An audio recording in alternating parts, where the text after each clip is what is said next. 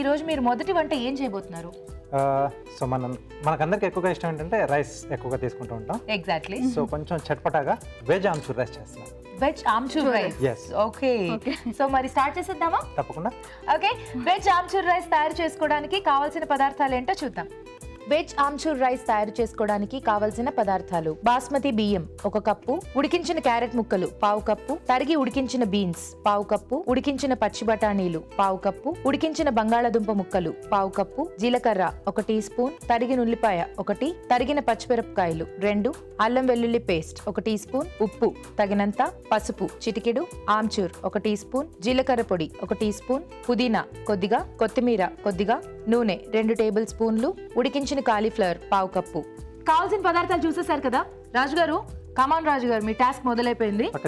ఏంటంటే రాజుగారు అలా అలా మమ్మల్ని తోసేసి అలా చేయకూడదు. మంటతో సమేతంగా సకుటుంబ సపరివార సమేతంగా మనం ఈ రోజు చేసుకోవాలన్నమాట.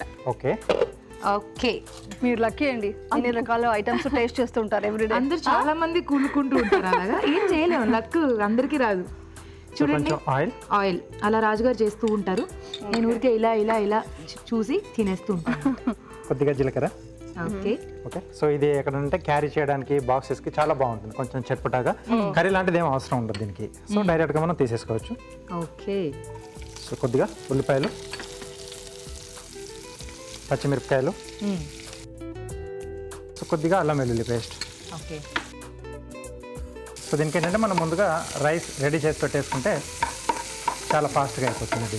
Okay, so carrots. ఓకే, ఉడికించిన క్యారెట్, ఉడికించిన బీన్స్. ఓకే, బీన్స్ క్యారెట్స్ వేసాం. నెక్స్ట్ సో కొద్దిగా గ్రీన్ పీస్. నందిని, మనం మీరు చేయాలి, అవును, చేసి రోజుకి పెట్టాలి, లొకేషన్ కి తీసుకొచ్చి అలాగే బంగాళదుంపలు. Okay, gobi. Okay, it's healthy food only. Healthy కదా, చాలా హెల్తీ. వెజిటబుల్స్ ఎక్కువ యూస్ చేస్తున్నారు. గుడ్. ఓకే, సో ఆల్రెడీ మనం ఉడికించాం కాబట్టి ఎక్కువగా వేగాల్సిన అవసరం లేదు. ఓకే, సో దీంట్లో సరిపడా రైస్కి సరిపడా ఉప్పు. ఓకే, కొద్దిగా పసుపు.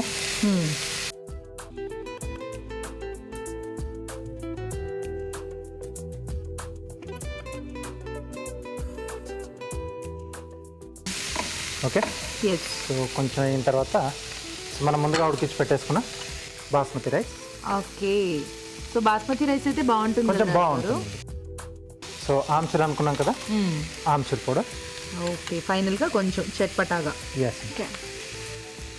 సో దీంతో పాటుగా కొద్దిగా జీలకర్ర పొడి ఉంటే కూడా బాగుంటుంది, కాబట్టి కొద్దిగా జీలకర్ర. ఓకే, పుదీనా,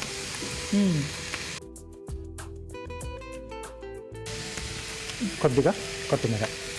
ఓకే, సూపర్, అయిపోయింది. ఫటాఫట్ ధనాధన్ కదా, అంటే ఆమ్చూర్ పౌడర్ వల్ల మనకి ఫ్లేవర్ వచ్చేస్తుంది.